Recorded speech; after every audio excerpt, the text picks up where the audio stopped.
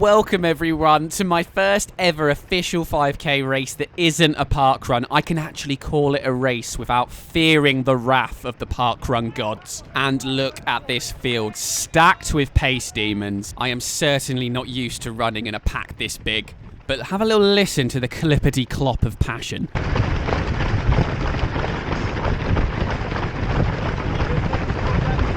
What an absolutely gorgeous sound that is. Can I finally banish the demons of my last 3 attempts at beating my brother's 1731? Thank you, Ailish. I've managed a 1740, a 1736, a huge blow-up 1809 or something. And can I finally go and grab this opportunity to get a 1730? That will of course need 330 per kilometre on average. At the moment it says 320 per kilometre. That was probably correct at the time, but as soon as we turn left and go into this forest, it's all over the shot. It pretty much changes to 340-ish and slower and never really says I go any quicker than that, which is definitely wrong. So luckily, there is kilometre markers that I can go off and show you. I actually missed them during the race and didn't see it till the 3rd kilometre, but I did go past them, so we would do the times based off them. Thankfully, I was aware that Battersea's GPS is a little bit iffy from doing some training there, and the week before, I just went and did a few interval sessions around the loop and realised, yep, I'm going to have to go off feel here because GPS is not the one. And I made the decision that after the initial adrenaline wore off, I would look for someone who looked like a 1730 merchant. And on this day in history, it was Pink X. Look at him. I just had a sneaky suspicion that he eats mid-17s for breakfast. And also the fact that it's a very rememberable top. So I got in behind him and locked in. You can see what I mean about the GPS now. It was said I was going at 4 speed for such a long time there. I certainly wasn't, but we will get to the 1st kilometre marker soon and see exactly what we've been putting in. And I didn't actually know at that point because, as I said, I missed it. So I didn't know till the 2nd kilometre at all how quick I was going. It was just time for Pink Cross to lead me to hopefully the promised land. How was one feeling at this point? Not too bad, to be honest. I don't think the adrenaline had fully worn off yet, and I still had the ability to purposely shorten my strides and go at what I thought was a decent turn of speed, which is always nice. It will be the fatigue kicking in later making me do that instead. Just moving on slightly to the 1st kilometre, and we go through in 3 minutes 27, 3 seconds under the goal speed. I knew Pink Cross was the one. Look at all those runners streaming left now who are miles ahead of us. I think there are 4 of these Battersea Sri Chinmoy, I believe is how you pronounce it, 5Ks every summer. And I'll be trying to do all of them next year because if I can get myself in shape to have proper PB cracks in the summer, come the autumn and winter, I'm going to be big trouble around the Eastbourne Parkrun scene. So let's have a little discussion about the weather today. It's 24 degrees, 75 Fahrenheit. Those familiar with the channel will know I do struggle in the heat, even though some people from other countries like America, Australia think you are an absolute wimp. I'm not used to it, but we are towards the end of summer now, and I've been doing lots of midday runs to try and acclimatise the best I can. And you notice I've gone past Pink Cross there. Who do I think I am? But I overheat, and once I overheat, and I've actually worked out via Garmin data that I think it's the skin temperature it takes. Once I go over 28 degrees, I see a huge drop-off. In the Seaford 10K, when I bombed to going over 40 minutes, I went to 33 degrees and I had to slow my pace to in the 4s by the end. That was a day with very similar temperatures, but direct sunlight that ended me. Luckily here, lots of trees overhanging, and it had become overcast just before the race started, which I was very grateful for. So hopefully that will just about keep my temperature in check, even though I certainly started to get warm. Back to the race in hand, and I'd eased behind the Dennis the Menace runners, and as you can see, I've had to take my hat off as I was starting to get warm. Interesting camera angle there. Back on now. You can see Pink Cross. Yes, he's asserting his authority on me once more. I'm really, really sorry. I thought I was better than you for a few seconds. I'm not.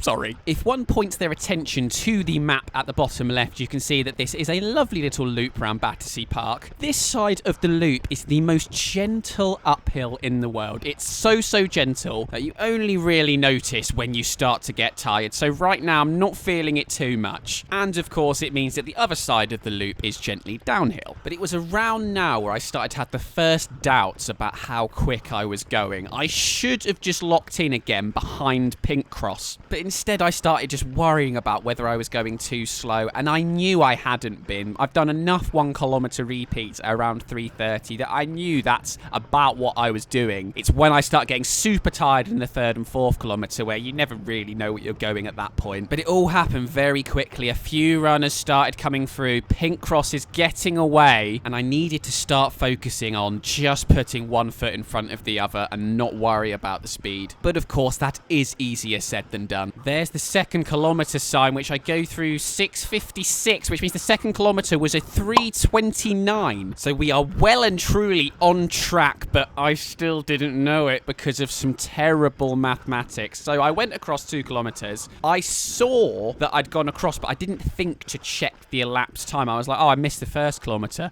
Oh, I've got no idea how quick I'm going, when I should have just seen I was less than 7 minutes. That therefore over 2 kilometres is less than 3:30 per kilometre, but it just didn't equate in my mind. I was just getting a bit hot, as you can see, taking the camera off, trying to get the air between my hair. But all I've got to do is keep going at the exact speed that I've been doing, and it is my time in the lights. D Mills is no more. We are now moving into the business end of the 5K. The 3rd and 4th kilometre is where you have to raise that effort substantially to keep that pace. You can hear my breathing starting to increase. Heart rate, once it comes in, 177.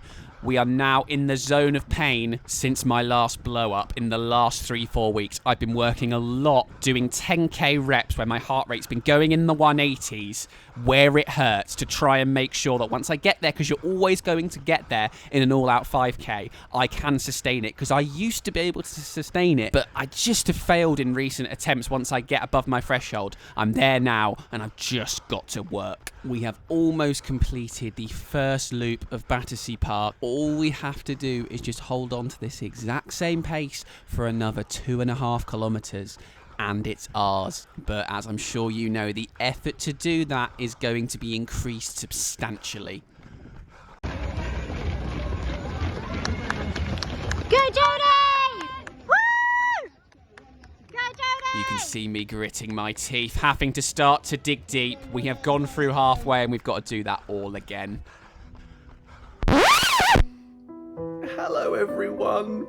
The Garmin 10 minutes footage before turning off has struck again, unfortunately. There was a firmware upgrade, I'm assuming maybe to fix the error of the bloody stats blinking in and out, but it reset that to 10 minutes, so I haven't got any more POV footage for the rest of the race. But I do have an outside view of my finishing kick. I'll quickly paint the picture of what happened in the last 2.5 kilometres to where we are for that finishing kick. All you need to know is that when I went past the timer at where I thought was halfway, it was at 9 minutes and 8 seconds, and I thought I'd royally cocked it up and my watch was way off. That clock was actually at 2.7k though, because the start was further back than the finish line. So the next 500 meters, I let it slip a little bit. I was like, oh no, I'm nowhere near a PB. But then I did rally. I was like, no, I'm not going to slip into the 18s. I'm at least going to do a 17. And there was a guy with a yellow top came past me, and I just sat on his heels, and he was definitely speeding up ever so slightly, like every 500 meters from about 3.5 to the end. And here we come to my finishing kick. When I heard 17:20 and I could see the finish line, I was so close. The finish line came out of absolutely nowhere. Goodbye, yellow top. Thank you for pacing me, but I've got bigger fish to fry. I'm absolutely pumping. 100 meters to go. I'm catching those people ahead with red top. I managed to overtake 4 of those 5 people ahead of me, dropping a 17-second last 100 meters, or 2:45 per kilometer. Top speed 2:28 per kilometer. But is it enough? Listen to the clip again with voice isolation on. 17, 17:31. D Mills' PB is gone, but I am so close to the finish. I'm dragging every last ounce of energy out of myself. Can I get the PB? Oh, for crying out loud. It says 17:38, just 2 seconds off my PB. I should have kicked sooner. It's a real tough one to take, but on a fairly warm summer's day, 2 seconds off my PB that was done in the winter when it was 8 degrees.